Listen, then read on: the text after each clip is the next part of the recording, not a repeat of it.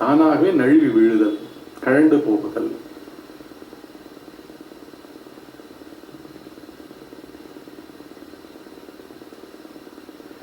நீங்க இன்டென்ஸா பண்ணுங்க. இன்டென்ஸா வந்து மார்னிங் கண்ணு விழிக்கிறதுலேருந்து படுத்திருந்து எழுந்துக்கிறதுலேருந்து ஒன்றுத்துலேயும் யாருக்கு சலிப்பு இல்லாமல், வெறுப்பு இல்லாமல், இதுக்கு பின்னாடி எந்த நாட்டமும் கிடையாது. இது வந்து ஏன் பண்றேன்னா, நான் எதுக்கு இப்போ எல்லாம் ஆன்மீகம் ஆயிட்டேன்னா அப்படின்லாம் இந்த ஸ்பெஷாலிட்டியே கிடையவே கிடையாது. இங்க வந்து எதுவுமே வந்து மிராக்கிளே கிடையாது. இதெல்லாம் ரொம்ப எக்ஸிஸ்டென்ஷியல் ட்ரூத். அற்புதங்களையோ எதோ, அதாவது இனிமேல் நான் எதுக்கு வந்து ரொம்ப ஆன்மீகத்தை தீவிரமா எடுத்துட்டு இருக்கேன் அப்படின்ட்டு என்னமோ பெரிய அதுக்கெல்லாம் ஒரு ஹெட்டிங்கெல்லாம் திருப்பி பேசிட்டு இருந்தீங்கன்னா அகைன் வந்து அதே குருட்டாட்டம் தான் கண்டினியூ ஆகுதுன்னு அர்த்தம். மனத்தினுடைய ஆட்டம் தான் வேற விதமா இப்போ ஆன்மீகம்ன்ற ஹெட்டிங்ல போட்டு நடந்துட்டு இருக்குன்னு அர்த்தம். இங்க வந்து இன்டென்ஸா பண்ணீங்கன்னா தீவிரமான, இப்போ ஷார்ட் டெம்பர், இப்ப பாரு முன்னுக்குன்னா கோவம் வரும், எல்லாத்துக்குமே செழிப்பு, உடனே கோவம், டொக்கு டொக்குன்னு கோவம். அதாவது உள்ள வந்து இன்னொருத்தருடைய செய்கையை வந்து இவங்க சரியா பண்ண மாட்டாங்க, அவ்வளவுதான் அப்படின்னும் போது உள்ளேயே தானே அப்செட்டாவே இருக்கிறது, அவ்வளவுதான். யாராவது ஒருத்தர் அப்படி தூண்டி விட வேண்டியதுதான், ஏதாவது ஒரு எக்ஸ்பிரஸ் பண்ணிடுவாங்க, உடனே வெடிச்சு வெளில வந்துடுவாங்க. இந்த மாதிரி ஏகப்பட்ட காம்ப்ளெக்ஸஸ் இருக்கும் இல்லையா? கோபம், கழிவிறக்கம், பொறுமையின்மை, நிதானமின்மை, சகிப்புத்தன்மை இல்லை, இன்னொருத்தரை டாலரேட் பண்ணிக்க முடியல, தன்மையிலேயே வெறுப்பு, ரொம்ப இன்டெலிஜென்ஸும் போய் எல்லாத்தையும் வந்து அப்படியே இங்கே வந்து நிறைய வேட்டையாடி சுகங்களை அனுபவிக்கிறதுக்கே பிறந்தவங்க, புலன்களும் உடம்பும் எனக்கு இருக்கிறது. I am eligible by age, I am eligible by my knowledge, I am eligible by my environment and my circumstances. நான் எங்கே பிறந்திருக்கேன், ரிப்பேர் பண்ணிட்டேன் அப்படிலாம், இந்த மாதிரி எல்லாம் இது எல்லாமே வந்து ஒரு திடமா இருக்கிற அறியாமை கூட்டங்கள்.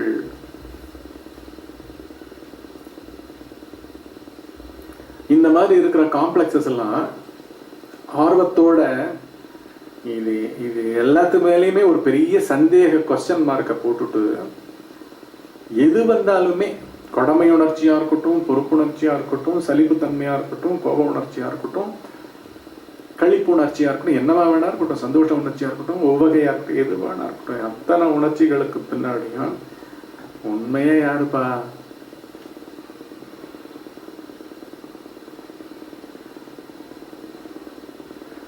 நான் உட்கார வேண்டிய சீட்ல அப்படி ஏறும் பொழுது ஒருத்தர் வேகமாக வந்து உட்காந்துட்டார். ஆக்சுவலா வந்து நான் தான் older person, elderly person then him. சின்ன பையன் அவன் வந்து உட்காந்துட்டான். வயசுக்காக அவன் வந்து ஒரு இடம் கொடுத்துருக்கலாம் அப்படின்னுலாம் எனக்கு உடனே ஒரு ரஷ் ஆஃப் தாட்ஸ் வந்துட்டே இருக்கும். என்னால் அவ்வளோ வேகமாக ஓடி போய் உட்கார முடியாது. ஆனால் நான் தான் கிட்ட இருந்தேன், அவன் தூரம் தான் இருந்தான். ஆனாலும் அவன் சின்ன பையன் ஓடி வந்து உட்காந்துட்டான். இப்போ வந்து காம்ப்ளெக்ஸ் எல்லாம் வந்துடும், தாங்க முடியாது இல்லையா? ஏன்னா வந்து தன்னை ஒரு ஆளா பாவிக்கும் பொழுதே அத்தனை அனர்த்தங்களும் வந்துடும். அதனால்தான் இது வந்து சிறு விஷயங்கள்ல இருந்து மலை போல இருக்கிற வாழ்க்கையினுடைய பிரச்சனைகள் இடி தாக்குதல் போல நடக்கிற, ஆக்சுவலா வந்து இந்த பிரச்சனைகள், இடி தாக்குதல்கள் போன்ற கஷ்டங்கள் எல்லாமே எதற்குன்னா வந்து இந்த மனத்தை பண்படுத்தி அட்லீஸ்ட் ஏதோ ஒரு தருணத்துல இன் ஃபியூச்சர் பட்ஸ் அப்படின்னு வச்சுக்கோங்க. ஏன்னா இது டைம்லெஸ் யூனிவர்ஸ். பௌதிக விஞ்ஞானம்லாம் இதெல்லாம் கற்றுக் கொடுக்கவே போறது இல்லை. இன்னும் வந்து நிறைய கன்ஃபியூஷன் வேணா நிறைய வரும். ஏன்னா அதையும் சேர்த்து இன்னும் நிறைய நம்ம விசாரிக்கணும், அதையும் சேர்த்து விசாரிக்கணும். இதெல்லாம் ரொம்ப உண்மையா இருக்கே.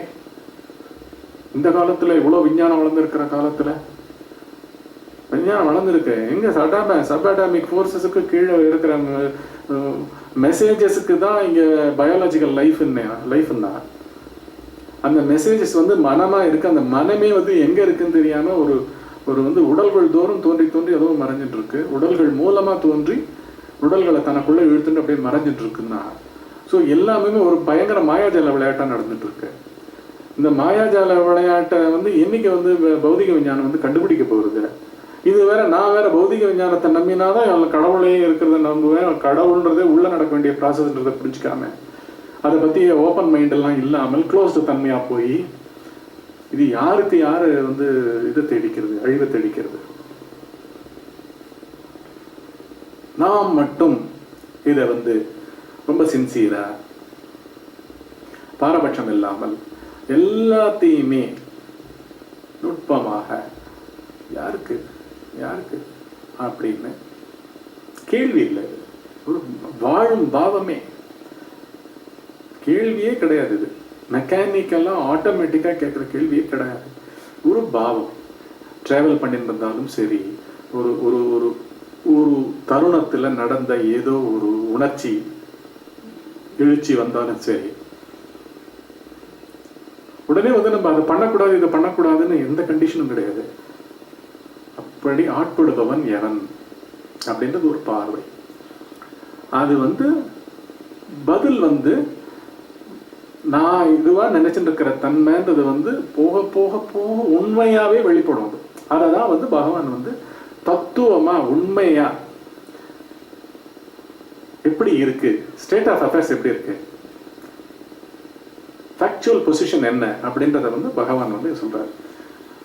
இரட்டைகள் முப்புடிகள் என்றும் ஒன்று பற்றி இருப்பவாம், அகந்தையை பற்றி இருப்பவாம். அந்த ஒன்று ஏதென்று, அதாவது அந்த அகந்தை என்னவென்று கருத்தினுள் அது உற்பத்தி ஆகிற இடத்திலேயே கண்டால் கழலும் அவை.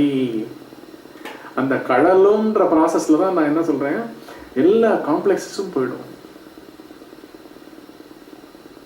மனைவியோ கணவனோ இன்டர்பர்சனல் ரிலேஷன்ஷிப்ல வீட்டில் இருக்கிற அனைத்து உறவுகளும், சமுதாயத்தில் இருக்கிற உறவுகளும் எதிரியும் கிடையாது நண்பனும் கிடையாது. என்ன நீன்றதே நீ யோசிச்சு, நீன்றதையே நீ கூறு போட்டு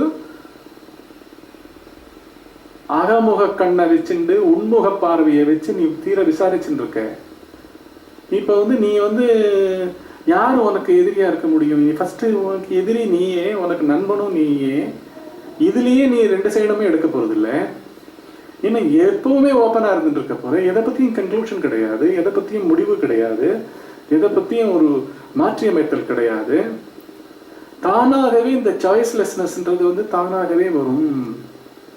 எப்படி வந்து தூக்கம் தானாகவே வருகிறதோ, பக்தின்றதும் தானாகவே வருகிறது, பிறப்பும் தானாகவே வருகிறது.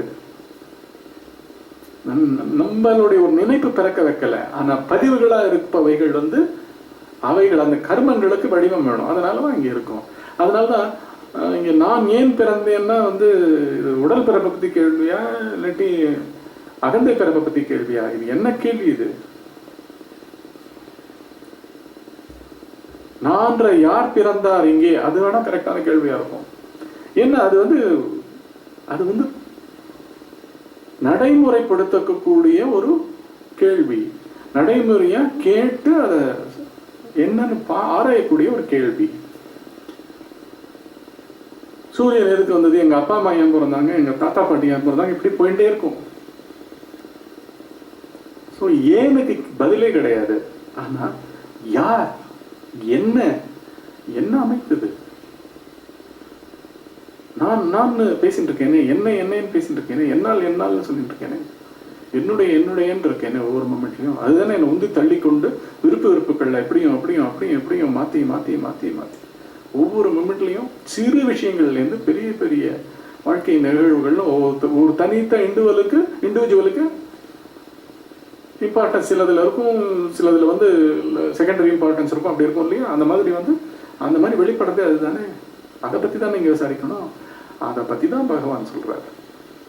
ஒன்று ஏதென்று கருத்தினுள் கண்டால் கழலும். கொஞ்ச நாள்ல என்ன ஆகும்? கோபம் குறையும், காம்ப்ளெக்ஸஸ் எல்லாம் குறையும், கழிவிறக்கம் குறையும், எல்லாம் போய் என்ன ஆகும்னா ஃபர்ஸ்ட் வந்து ட்ரெமெண்டஸா ஒரு சைலன்ஸ் வந்து வயாம பிடிக்கொண்டிருக்கும். திருப்பி அதை பத்தியும் வந்து இந்த சைலன்ஸ் என்ன, திருப்பி சைலன்ஸுக்குள்ள அந்த எண்ணம் வந்துட்டு இருக்கு.